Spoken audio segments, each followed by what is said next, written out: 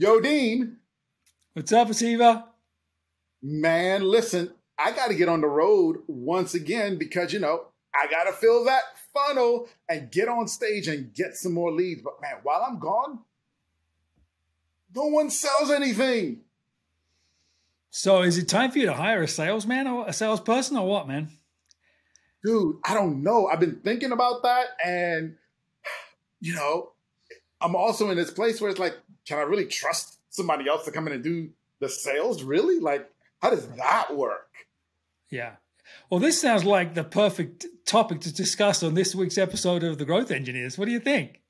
I hadn't thought about it, but you're right.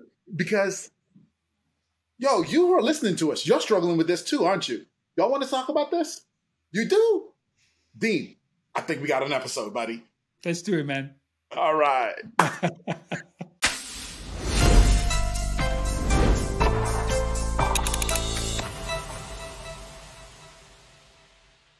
So Dean, seriously though, let's talk about this because this is a big thing.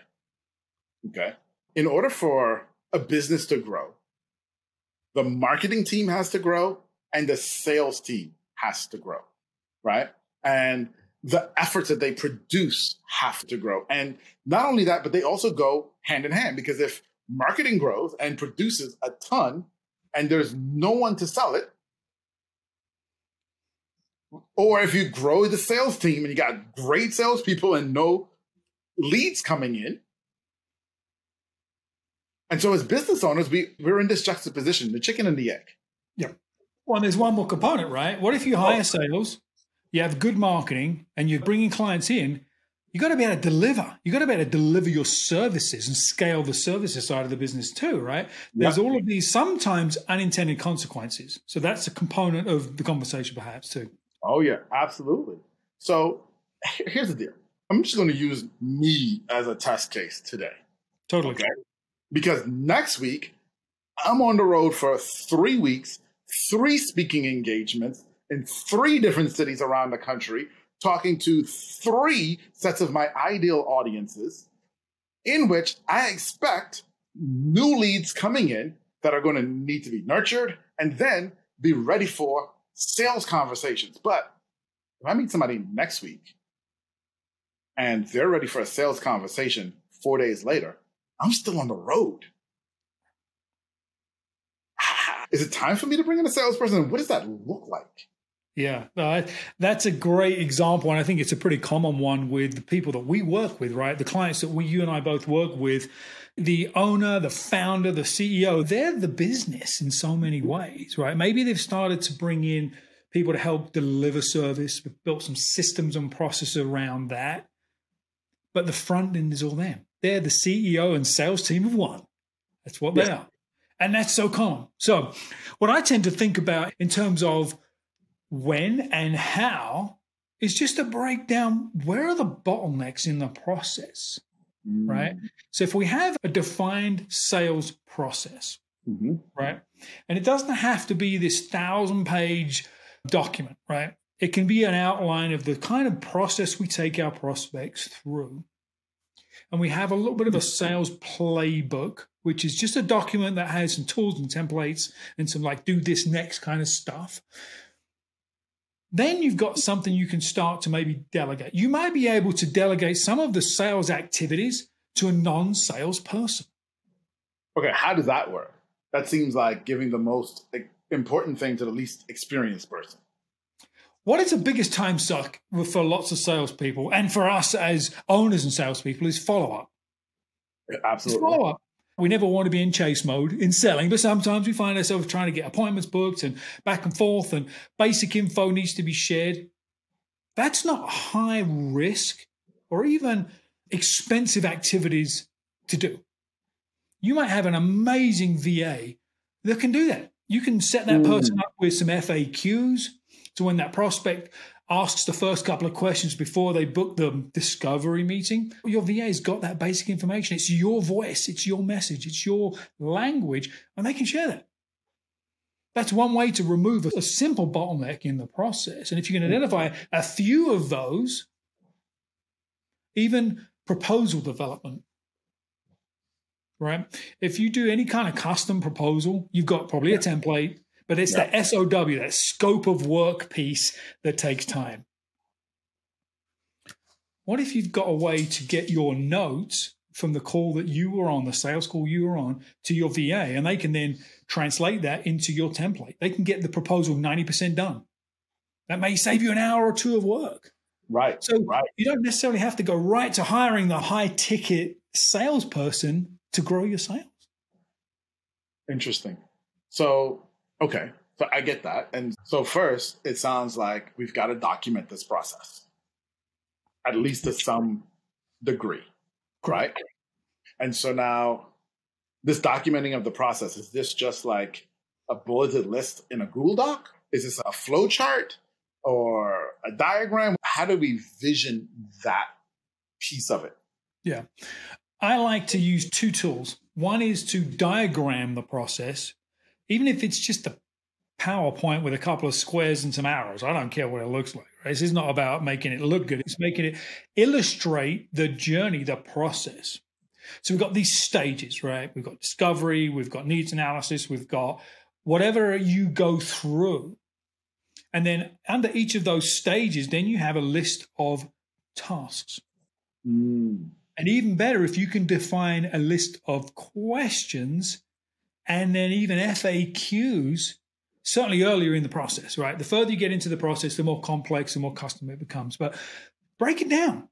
Just break it down. Make it simple. If you sit down and go through this process, oftentimes you'll find that you ask the same things, you go through the same process each and every time, but it's baked into your brain. Right. And we need to get it onto paper. It's one way to engineer growth in your business is to document and define processes. Yeah, right? No, absolutely.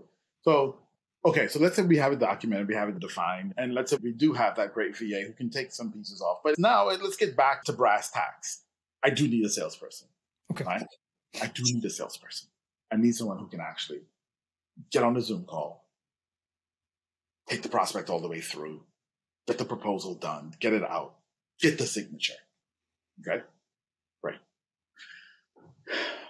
One of the things I hear a lot is, yeah, we had a process, and then we brought in a salesperson, and they just wanted to do it their way, and it just didn't work.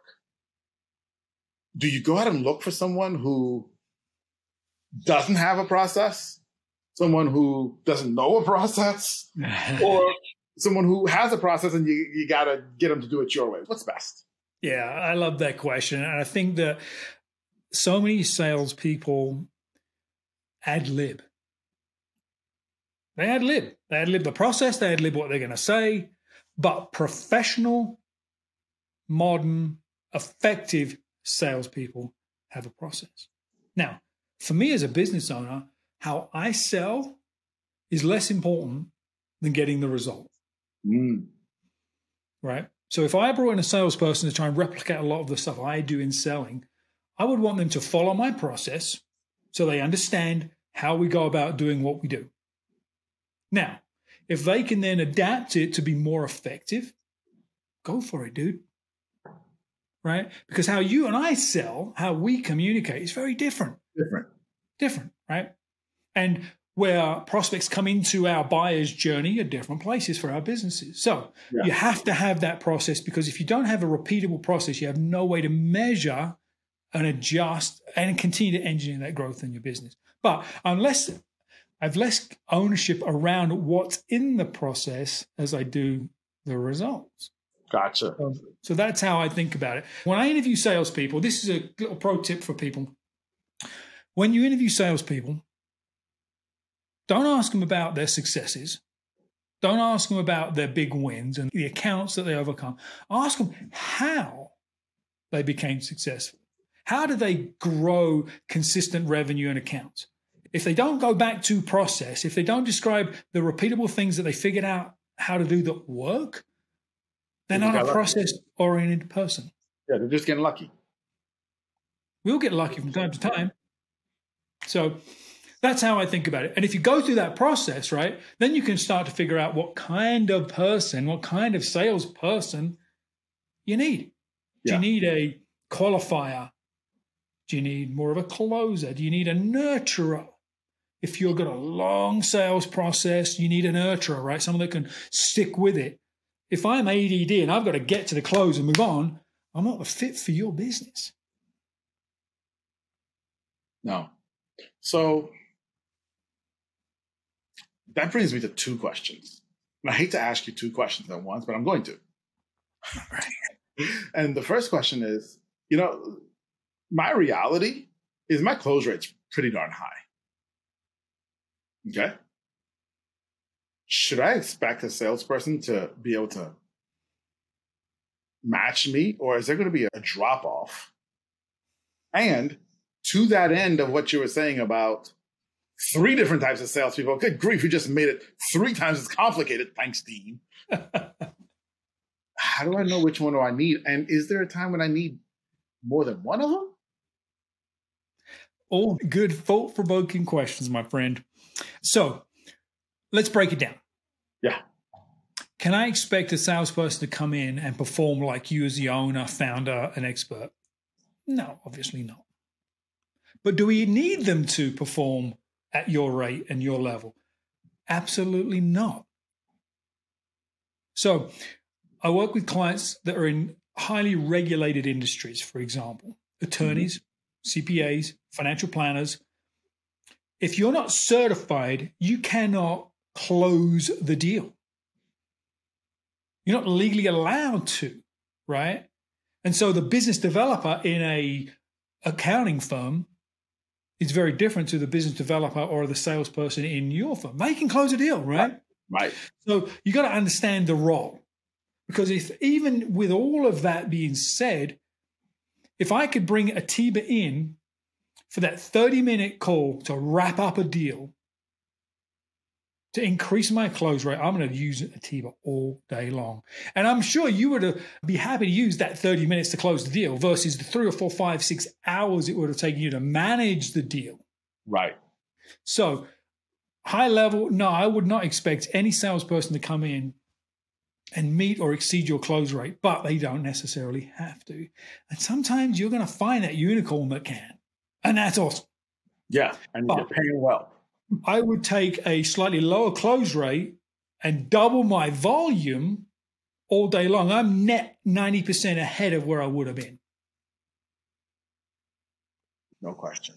Okay, great. So the second part of that question is, which one do I need? How do I determine it? Yeah. Well, I think like we talked about at the beginning of this episode, breaking down like where are the bottlenecks in the process, where can you plug? That's all right. That's a short-term kind of fix. But longer term, it's really understanding what kind of relationship and velocity is required to close deals. So relationship, I mentioned this a minute ago, is it a longer sales cycle? You mentioned in one of our prior episodes that you had a guy show up on a call with a credit card ready to buy. Yeah. Love it. They may not happen every week, but when they do, we just, we qualify and make sure it fit and we get them done. Those are probably the outlier. Usually they need some nurturing, some education, some back and forth. That's a different salesperson to the order taker that's taking inbound leads from your website and taking credit cards. Yeah. So if you have your process laid out and you understand the relationship we have to create with our prospect, that will help. And then again, velocity is a big part of it too, which is that speed, right? And it's the speed that the prospect expects, not the speed that you want to move. Yeah, because you can get misalignment there, right? You can have a high velocity rep that creates tons of friction with your typical buyer because they're a little more methodical. Right. Yeah. And so you got to get that push match. people out of the funnel doing that. That's great. So you would say the best place to start is to document the process first, right? Yep. Once you've documented the process, then maybe see some of those bottlenecks that you can alleviate. But then it sounds like the next piece of this is to really figure out that relationship and velocity. Yeah. Which really translates to skills and experience. You're starting to build your job description is really what you're doing. Mm-hmm. Right. Do we need an outbound caller? Is that one of the things we have to do? Maybe not. Do we have to have someone that's really good at doing discovery and digging in? That's part of the job description. It's part of the requirements of the position, the experience of the person. And that's going to help you frame up the kind of role that you need to fill. Yeah. Yeah. I'm going to give a quick story of a client right now and how the relationship and velocity came into a factor. Okay. So we do their marketing and we're generating lots of great leads for them. Okay. But they were having a problem. And the problem was getting the leads on the phone. Now, we've proven once they get the leads on the phone, they're all great. Like they're, 90% great leads, which is unheard of. So it's awesome. They're super happy with that, but they couldn't get them on the phone. Right. And so it was like, okay, so how do we solve this problem? And we looked at velocity and relationship. But here's how we looked at velocity and relationship. What we did was we suggested to them that they hire someone that at the moment that the lead happens. And so in this case, their lead is downloading a lead magnet, right? The moment that lead happens, then they have someone who's calling within 30 seconds. Speed to lead. Okay. Yep. Now, what that has done is now the prospect is feeling like, oh, wow, what a great relationship.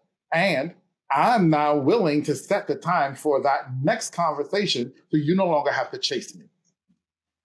Yep. Okay. Now, and that's his only job.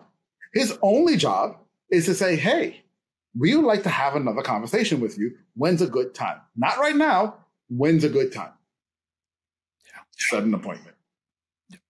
So that role is often called a BDR or an SDR, right? A business development rep or a sales development rep. And those folks tend to be a lower paid, right? They're usually earlier in their sales career, full of energy and excitement, haven't been beaten down yet, right? And they're on the phone, they're talking to leads. Those are a really high value sales role because what it's doing is it's filling the calendar of your experienced, expensive rep. Exactly. That's going to get deals done. And they're not in the chase mode like we talked about earlier. It's a perfect example. And the beautiful thing about a BDR or an SDR, you don't have to hire them. There are plenty of agencies and firms and companies out there. That's what they do. Yeah. And that person will look, sound, and speak just like your company. They have your email address. They have your phone.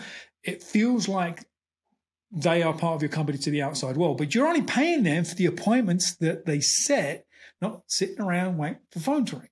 Right. So it's a really economical way to do it. It is. And it works great. And I can tell you with this particular client, what it did for them is they had a year and a half of revenue that looked like this.